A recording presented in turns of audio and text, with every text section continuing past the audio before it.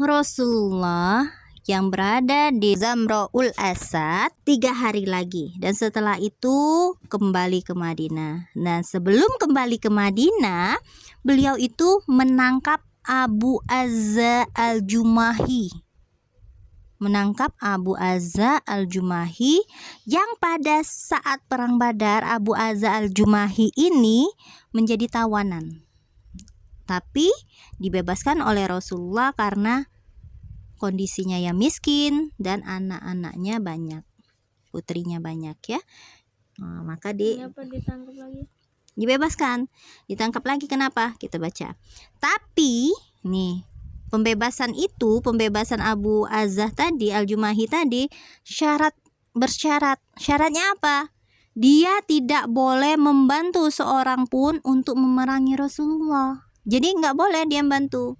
Boleh bebas kamu, asal kamu nanti nggak boleh memerangi Rasulullah. Misalnya ada orang kafir Quraisy ingin menyerang ya, kamu nggak usah ikut, kayak gitu maksud Rasulullah ya. Rupanya Abu Azzah tadi ingkar janji karena dia membangkitkan semangat orang-orang Quraisy dengan syairnya untuk memerangi Rasulullah dan orang muslim. Bahkan ia juga bergabung dalam pasukan Quraisy di perang Uhud. Makanya ditangkap gitu. Setelah tertangkap, Abu Azzah tadi berkata, "Wahai Muhammad, bebaskanlah dan kasihanilah aku.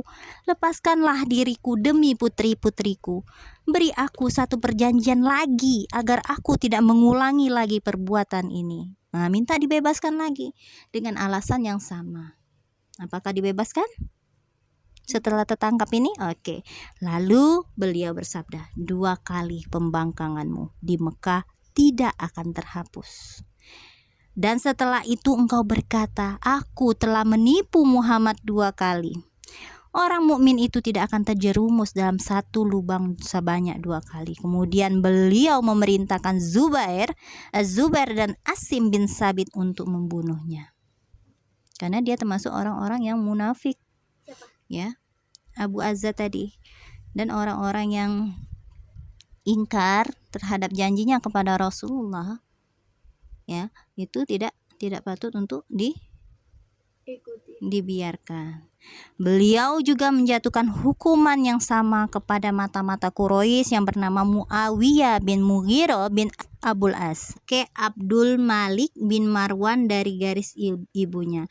Hal ini bermula dari inisiatif keinginan Muawiyah untuk menemui keponakannya Utsman bin Affan.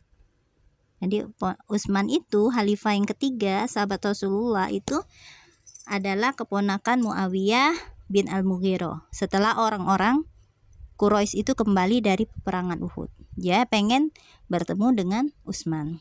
Lalu Utsman pun minta perlindungan keamanan bagi Muawiyah tadi ya kepada Rasulullah, dan Rasulullah pun memberikannya selama waktu 3 hari. Boleh selama 3 hari dia tidak akan diperangi karena dia masih musyrik ya, masih termasuk orang-orang yang kafir ya yang menentang Rasulullah. Setelah itu tidak ada lagi perlindungan bagi Muawiyah bin Al-Mughirah tadi jika dia tertangkap.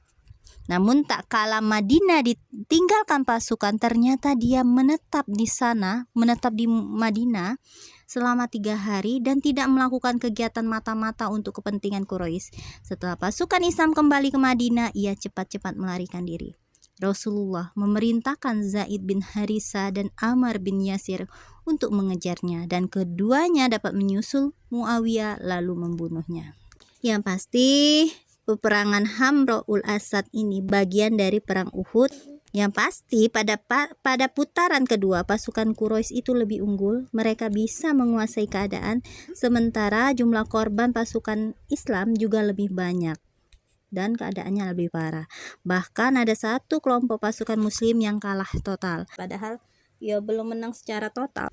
Pasukan Quraisy itu tidak mampu membuat orang-orang Quraisy itu mundur dari peperangan ya. Sekalipun pasukan muslimin sempat kacau balau, tapi hampir mereka semua tidak melarikan diri. Mereka terus bertempur dengan gagah berani hingga dapat berhimpun kembali dengan komandan pasukan. Mereka sama sekali tidak jatuh ke tangan pasukan Quraisy dan tidak ada satupun dari orang muslim itu yang tertawan. Di samping itu, pasukan Quraisy tidak dapat membawa harta rampasan sedikit pun. Jadi tidak ada harta rampasan. Bahkan pada putaran ketiga pasukan Quraisy tidak melanjutkan pertempuran. Justru mereka lebih dulu mengundurkan diri sebelum pasukan muslim mengundurkan diri dari kancah peperangan. Karena makbat tadi, ya kan? Makbat tadi, akhirnya mereka kembali ke Mekah. Mereka tidak berani masuk untuk menjarah tawanan dan barang sekalipun jaraknya tidak jauh dan keadaan dalam kondisi kosong. Ini menunjukkan bahwa pasukan Quraisy belum berhasil menimpakan bencana dan kerugian pada pasukan muslim. Bahkan mereka gagal mewujudkan cita-cita mereka untuk memusnahkan pasukan muslim, terutama setelah mereka bisa membalik keadaan saat pertempuran. Bahkan keputusan Abu Sufyan untuk menarik diri dan kembali ke Mekah memberikan gambaran bahwa Abu Sufyan itu khawatir dan takut kalau pasukannya akan mengalami kekalahan pada putaran yang ketiga. Diperkuat dari pernyataan Rasulullah bahwa pasukan muslim itu akan menyusul hingga tiba di Hamraul Asad. Jadi perang Uhud ini adalah perang yang tidak tuntas. Masing-masing pihak mendapat kemenangan dan kerugian sendiri-sendiri. Apalagi kedua belah pihak menahan diri untuk tidak saling menyerang. Dalam surat An-Nisa ayat 104, wala tahinu fi ibtigha'il qaum in takunu ta'lamuna wa innahum ya'lamuna kama ta'lamun wa tarjuna minallahi ma la yarjun. Janganlah kalian berhati lemah dalam mengejar mereka musuh kalian. Jika kalian menderita kesakitan, maka sesungguhnya mereka pun menderita kesakitan pula, sebagaimana kalian menderitanya. Sedangkan kalian berharap dari Allah apa yang tidak kalian harapkan. Tuh. Jadi kalau ada musuh, jangan takut, jangan berhati lemah, itu jangan takut, ya.